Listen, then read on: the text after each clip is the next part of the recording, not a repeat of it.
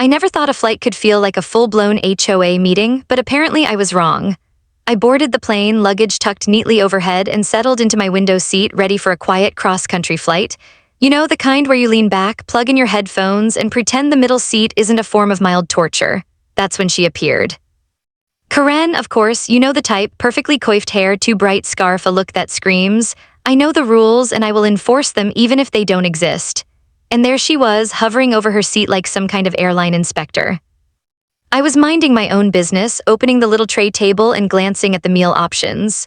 Chicken, beef, or vegan mystery surprise, I was fine with anything, but apparently Karen was not, because 5 minutes later I caught her staring at my plate like it owed her money. "You didn't order the chicken?" she asked, her voice this weird mix of accusation and horror. "I'm sitting here with the chicken and you got the fish. Are you sure that's what you want?" I blinked. Did she just ask to switch my meal? I was about to respond when she leaned closer. Too close. I could smell that expensive hand cream mixed with a hint of entitlement.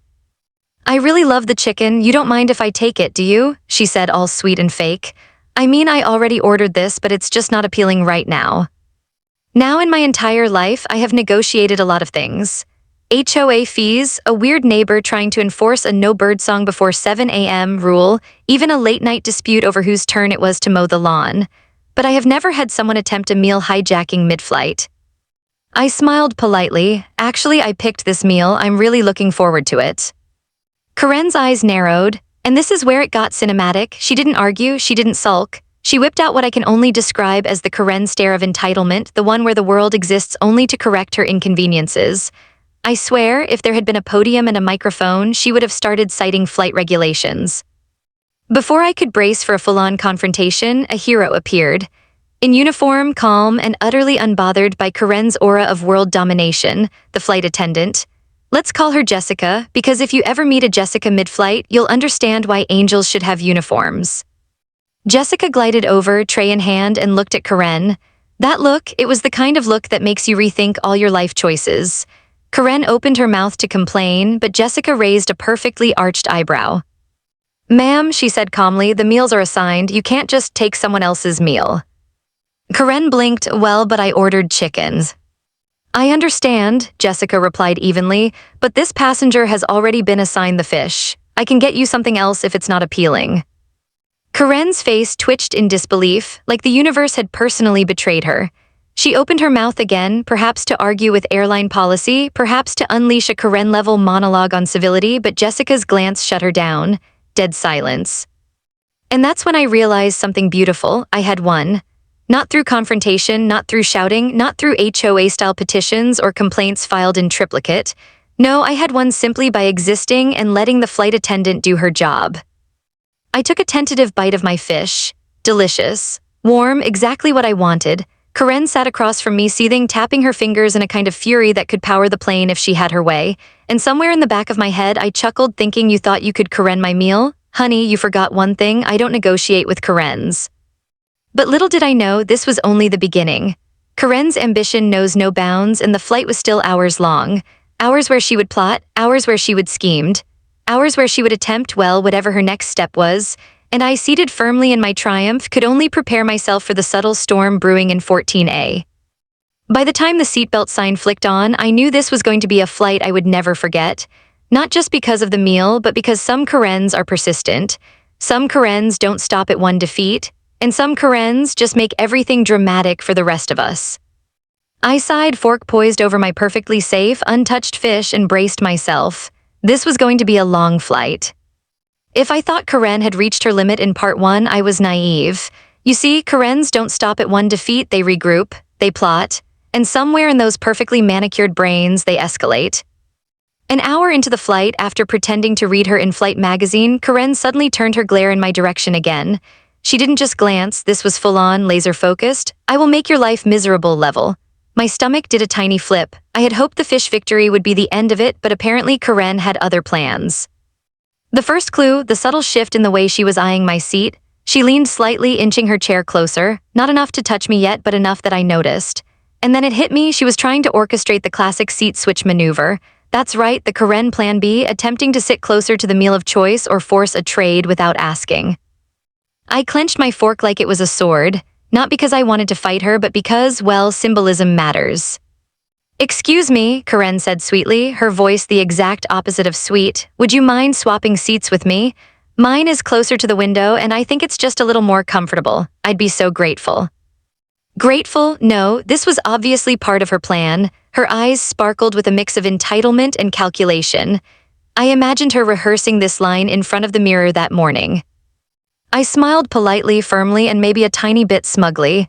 "Actually, I like my seat, thank you, though."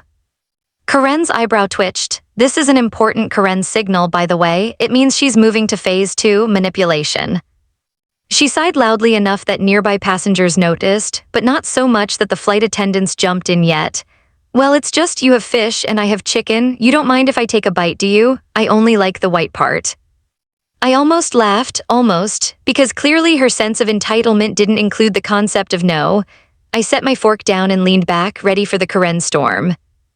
And then the hero struck again. Jessica, our savior flight attendant, appeared as if summoned by the universe. She gave Karen one of those looks that could freeze time. You know the one, the perfect mix of authority, calm, and don't even think about it. "Ma'am," Jessica said, voice low but sharp, "your chicken is your meal. The passenger's fish is theirs. Please do not ask again." Karen's lips pursed, her jaw tightened. The subtle trembling in her hand as she reached for her magazine betrayed her inner rage. She tried to speak, tried to argue, tried to perform a full courtroom-style presentation on why meal switching is a fundamental right, but Jessica just stood there, cool, unshakable. I leaned back in my seat, savoring every bite of my victory. The fish was perfectly cooked, the rice, delicious, and I had the added bonus of witnessing Karen's slow descent into frustration. But here's the thing about Karen's, defeat only fuels them. By now I could sense the gears turning. She wasn't just thinking about the meal anymore, she was thinking about me, my audacity, my refusal, my ability to exist in the same air as her without giving in. And that's when she decided to up the ante. Halfway through the flight, she started subtly complaining to the passenger across the aisle, loud enough for me to hear, but not loud enough for Jessica to intervene immediately. "Can you believe this? The nerve, he just takes the fish like it's his right. Where's the respect for people who pay extra for their chicken?" It was like listening to a HOA meeting in real time, but with more snacks. I imagined her going door to door mid-flight, filing complaints about the quality of meals and my impudence. I grinned, secretly enjoying the show. She was trying so hard, and yet every attempt at manipulation, every suggestion, every Karen maneuver failed. Spectacularly. But the suspense wasn't over. Karen had one more trick up her sleeve, one last, desperate attempt to claim what wasn't hers, and I could feel it coming like a storm rolling over the horizon of 14A. I just didn't know exactly how wild it was going to get. Because if history tells you anything about Karens, it's that they don't quit. Not when they've set their sights on something, and especially not when that something is your perfectly safe, untouched fish. The flight was long, and the hours ahead promised more drama, more passive-aggressive commentary, and inevitably more suspense.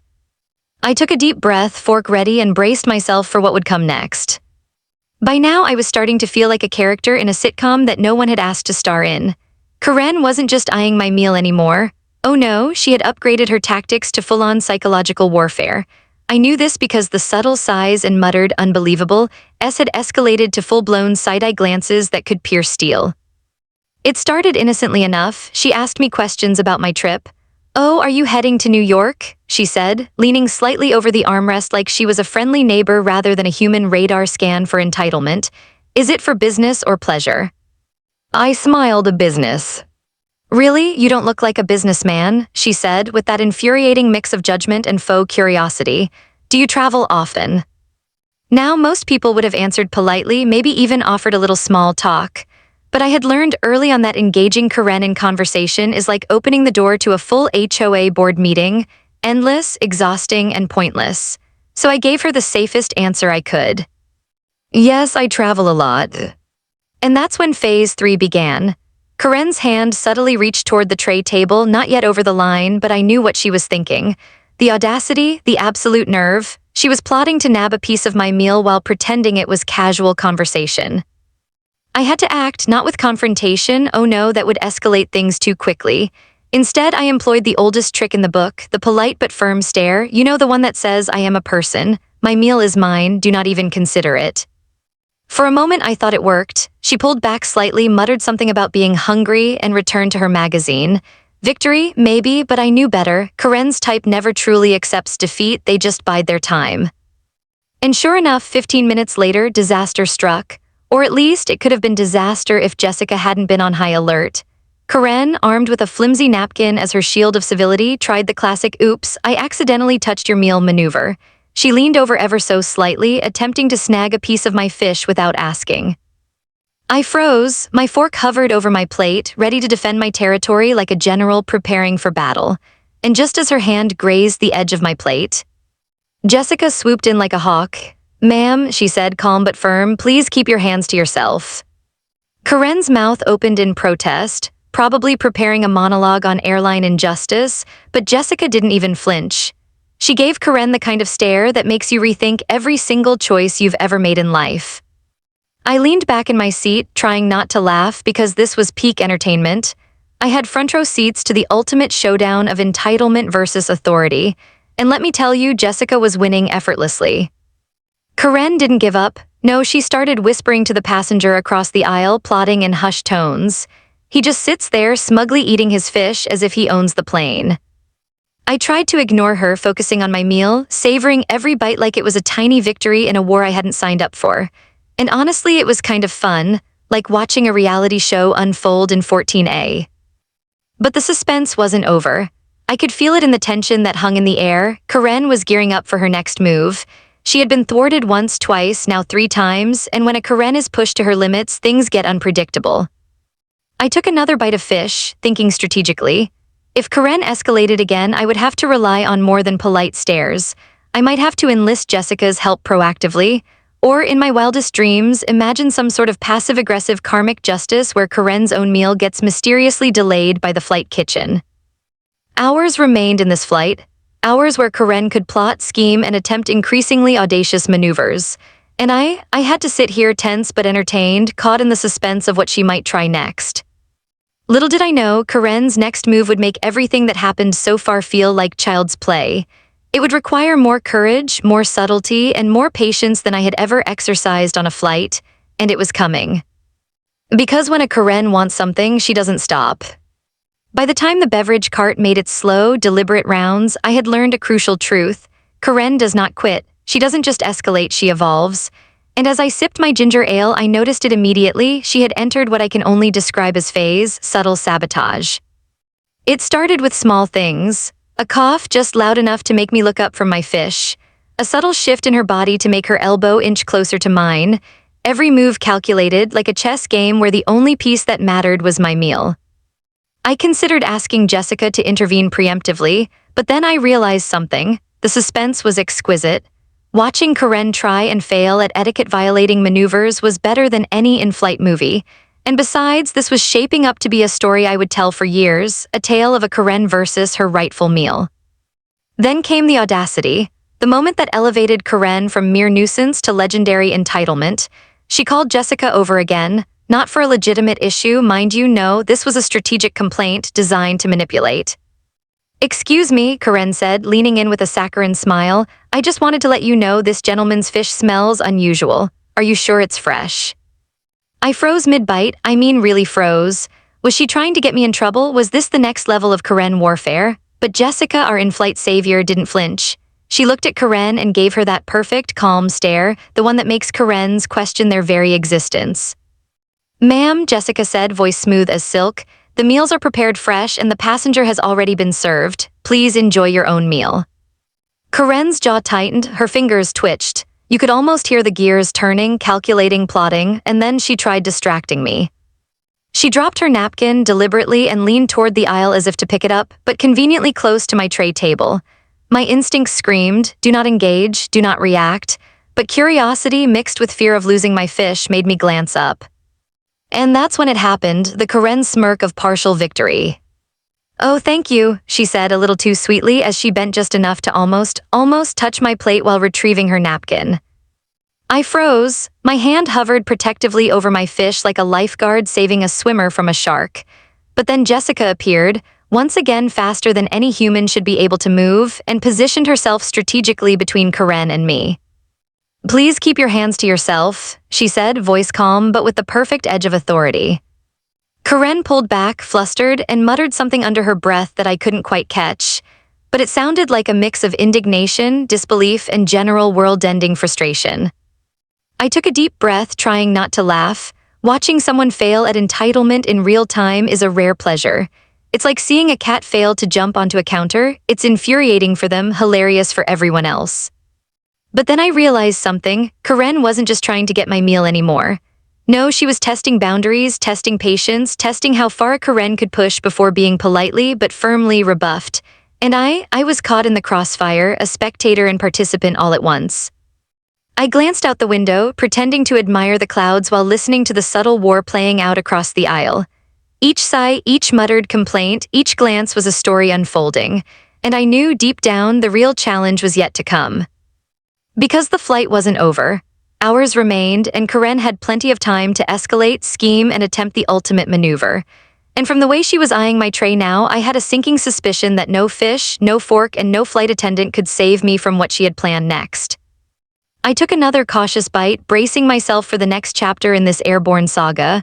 Karen versus my fish, me versus her entitlement, Jessica versus, well, basically everything. And somewhere above the clouds I realized this was not just a meal, it was war. By now, I was starting to feel like I'd accidentally signed up for a reality TV show titled Karen versus Everything. The flight was more than just a journey from point A to point B, it was a battlefield. And apparently my fish had become the prize. Karen had shifted tactics. No longer content with side-eye stares, sighs, or subtle attempts at theft, she was moving into phase, loud objection. Every time a sip of water escaped her lips, it was accompanied by a dramatic sigh. Every time the flight attendants passed by, she had a question. Every time I took a bite of my meal, she looked like I had personally insulted her ancestors. And then it happened, the moment I had been dreading but secretly anticipating, the announcement maneuver. Karen leaned forward slightly, speaking just loudly enough for several nearby passengers to hear. "Excuse me," she said, voice filled with the type of faux civility that only Karens can produce, "I'm concerned. This passenger's meal, is it really allowed? I mean, shouldn't there be an upgrade option for me? Or is this some kind of preferential treatment?" I blinked. Preferential treatment? On a flight? Because I had chosen fish, I wanted to laugh, but doing so might escalate the situation into a full-on confrontation with Karen-level theatrics. And just when I thought things might spiral out of control, Jessica appeared. Like a guardian angel in a polyester uniform, she gave Karen the look of eternal patience, the one that silently screams, "You are wasting your energy." "Ma'am," Jessica said calmly, "all passengers are entitled to their assigned meals. There is no upgrade available mid-flight. Please enjoy your own meal." Karen's mouth opened, probably preparing to argue airline regulations or declare the injustice of the century, but Jessica didn't even flinch. Not a twitch, not a blink. Nothing, just perfect professional calm. I took a cautious bite of my fish, savoring the taste of victory that had survived multiple Karen-level attacks, but the suspense was still high. I knew better than to think this was over. Karens don't stop at one or two defeats, they escalate, adapt, and sometimes even go nuclear. And sure enough, she tried a new strategy, the passive-aggressive complaint spiral. First, she whispered to the person across the aisle. Then, louder, she muttered to the passenger behind her. Soon enough, a faint chorus of discomfort began to ripple through the cabin, all perfectly calculated to make me feel guilty for daring to eat what I had ordered. I resisted the urge to respond. Engaging Karen verbally was like playing with fire. You might win, but you will definitely get burned. Instead, I focused on my fish. Calmly, confidently, with absolute smug satisfaction. But then disaster almost struck. Karen attempted what I now call the distraction ploy. As Jessica passed by with the drink cart, Karen raised her hand for a beverage, but she did it strategically. She leaned just slightly, aiming for maximum proximity to my tray. I froze mid-bite, heart pounding. Could she really try it again? Did she think I hadn't noticed? Jessica once again intercepted. "Ma'am," she said evenly, "please sit back. Your meal is right there and it is yours alone." Karen huffed, muttered under her breath, and then did something I didn't expect. She crossed her arms and slouched dramatically in her seat, letting out a sigh loud enough for the entire row to notice. It was a spectacular. I realized something important in that moment. Watching a Karen fail repeatedly is a rare and beautiful thing. It's like witnessing a soap opera where the villain is spectacularly bad at being a villain. and I was living it front row mid-aisle. But as I took another bite of my fish, I reminded myself this was not the end. Karen was patient. She was persistent, she had hours left, and I had to be ready for the next move. Maybe it would be passive-aggressive comments, maybe a more direct attempt at commandeering my meal, or maybe, who knows, Karens are creative in their cruelty. I sat back, savoring the taste of triumph while bracing for the storm that was surely brewing. Each minute brought the possibility of another Karen-level escalation, and deep down, I couldn't help but grin at the absurdity of it all. This was the most entertaining flight I'd ever been on. The next phase was coming, I could feel it, and whatever Karen had planned, I knew one thing for sure, it was going to get dramatic. By now, I was beginning to understand that Karen didn't just exist, she strategized, she planned, and she had an uncanny ability to turn the simplest of things into full-blown personal vendettas. My meal had become the epicenter of her universe, and I unwillingly was the target. It started subtly. Karen began inspecting my tray every time I looked away, a suspicious tilt of the head, a sniff of the air, a micro-gesture designed to make me question my right to eat in peace. I kept my fork poised like a shield, half expecting her to launch an audacious hand strike. And then she escalated. It happened when the in-flight entertainment system announced a brief delay due to turbulence. The cabin lights dimmed slightly, and Karen leaned over, just slightly, just enough to be intimidating, and whispered loud enough for a few passengers to hear, "You know, some people really shouldn't get special meals, it's just wasteful." I froze mid-bite, the audacity, the gall, the sheer dedication to making me feel guilty for choosing fish. But then, as if the universe had been waiting for this moment, Jessica appeared, calm and unflappable, like a superhero in a polyester uniform. "Ma'am," she said evenly, "all passengers are entitled to their assigned meals. Please focus on your own tray." Karen pursed her lips, muttered something unintelligible under her breath, and sat back, but the gleam in her eye told me she wasn't done. No, she was just warming up. The suspense built steadily, minute by minute. Every sip I took, every bite I chewed, felt like walking a tightrope over a pit of Karen-level chaos. She had tried distraction, complaint, passive-aggressive whispers. What could she possibly attempt next? Then she went for the psychological play. Karen began making exaggerated notes on a little notebook she had pulled from her oversized handbag, faux serious scribbles accompanied by subtle huffs and sighs. Occasionally, she would glance at me, then back at her notes, as if plotting some grand in-flight memo about my fish consumption. I swear she was preparing a report for some imaginary HOA committee that oversaw passenger meal distribution.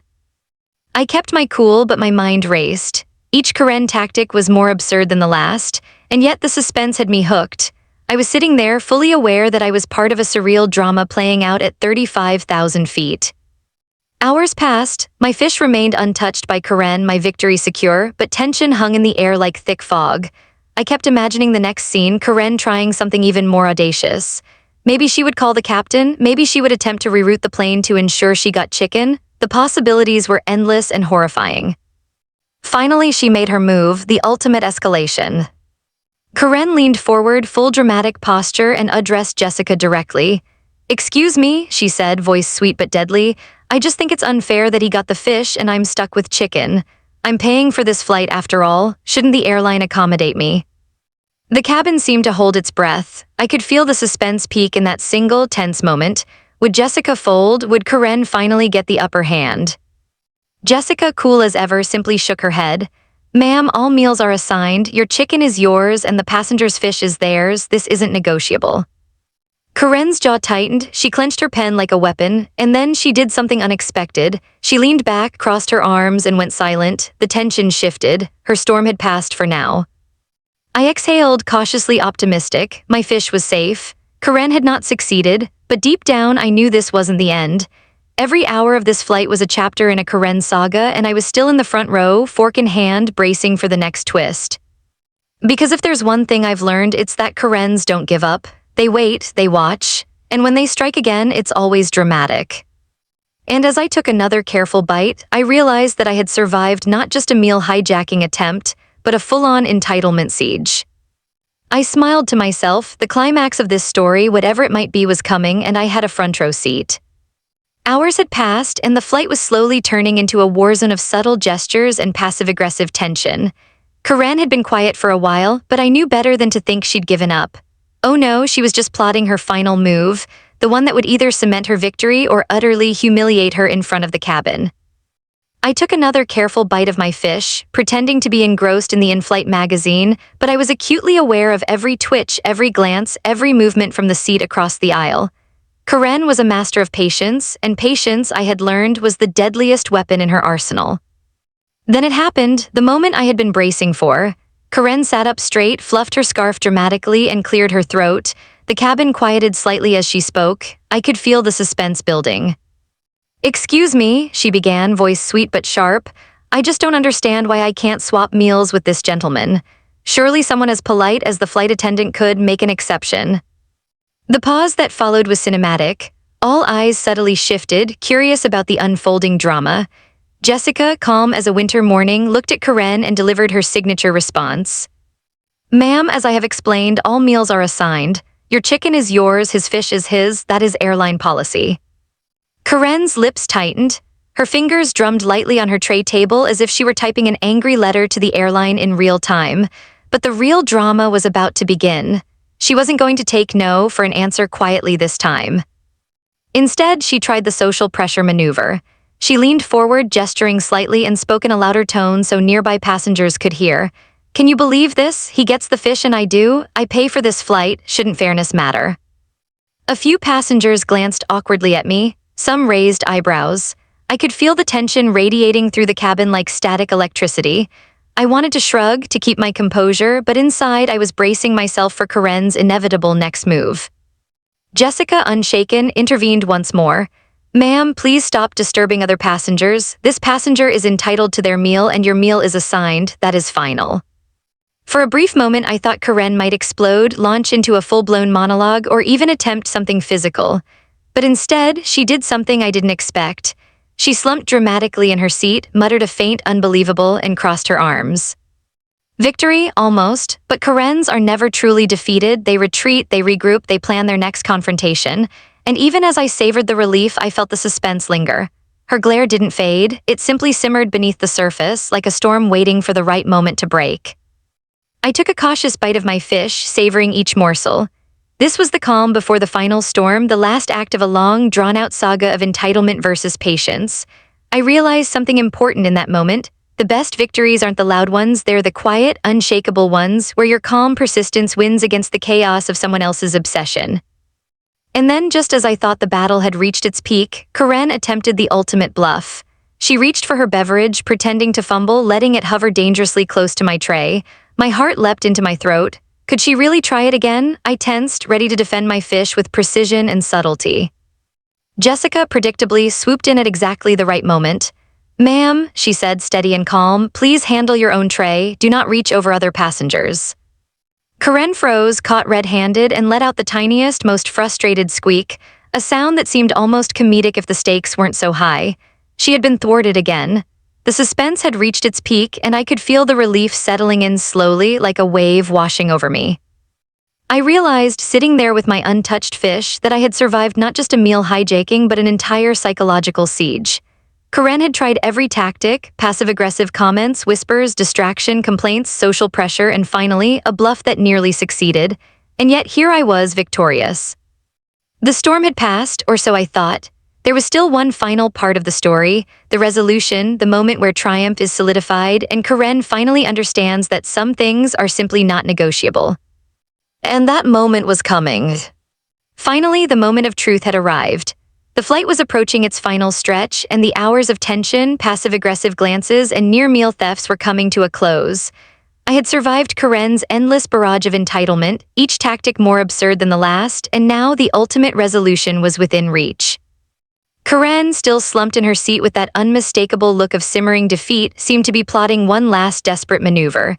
I braced myself. What could it be this time? Another complaint? A dramatic announcement to the cabin? Or perhaps a final attempt to physically commandeer my fish? I didn't have to wait long.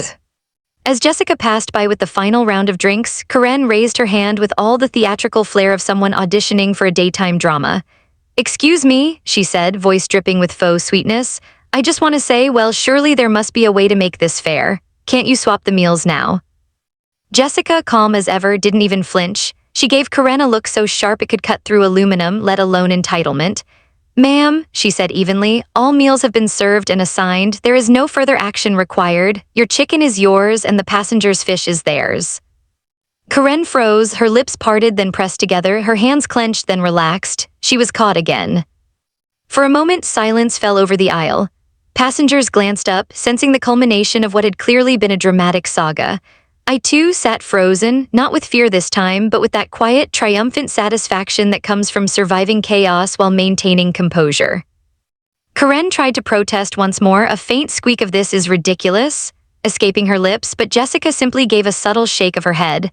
No words needed. The message was clear, the battle was over, the rules had been enforced, and Karen's plans had failed spectacularly. I exhaled, finally allowing myself to relax. My fish remained untouched by interference, delicious and fully mine. I took a careful, deliberate bite, savoring not just the meal but the sweet taste of victory. And then came the best part, the final flourish. Karen, realizing she had been thwarted at every turn, leaned back dramatically, crossed her arms, and stared out the window. I swear you could almost see the internal monologue playing out. How could this happen? How did my plans fail? Who allowed this man to eat fish in peace? Passengers nearby chuckled quietly, some even glancing at me with knowing smiles, as if silently acknowledging that I had survived the ultimate Karen encounter. Jessica passed by one last time, giving me a small nod, a silent acknowledgement of my victory. For the first time all flight, I felt a sense of calm. Karen had exhausted every possible tactic, and I had remained composed. I had survived distraction, complaint, passive-aggressive whispers, social pressure, and even the occasional bluff. And through it all, I had one thing Karen could never touch, my dignity and my fish. As the plane began its final descent, I reflected on the absurdity of what had just happened. A simple meal had turned into an epic showdown, a test of patience, strategy, and subtle psychological warfare. And in the end, the moral was clear. No amount of entitlement can override patience, composure, and a good flight attendant. Karen, finally silent, shuffled her things and prepared for landing. The tension had evaporated, replaced by a grudging acceptance that some battles simply cannot be won with entitlement alone. And I leaned back, fork resting on my plate, satisfied, victorious, and perhaps a little amused at the chaos I had endured. As the wheels touched down, I couldn't help but smile. The flight had been long, dramatic, and in retrospect, hilariously absurd. I had survived Karen. I had survived her schemes, her whispers, her social pressure, and her bluffs. And most importantly, I had survived with my meal intact. The plane taxied to the gate, and passengers began gathering their belongings. I took one last look at Karen, who gave me a small, grudging nod, perhaps her way of acknowledging defeat or maybe just a subtle sign that she had plans for next time. Either way, I didn't care. My fish, my dignity, and my sanity had prevailed. I stepped off the plane, smiling to myself, thinking, some battles are worth fighting, even if they involve nothing more than a meal at 35,000 feet. And as I walked away, I couldn't resist one final thought. Next time, I might just order 2 fish. Every HOA has a story on HOA Headaches. You'll hear the ones they tried to bury. Subscribe today.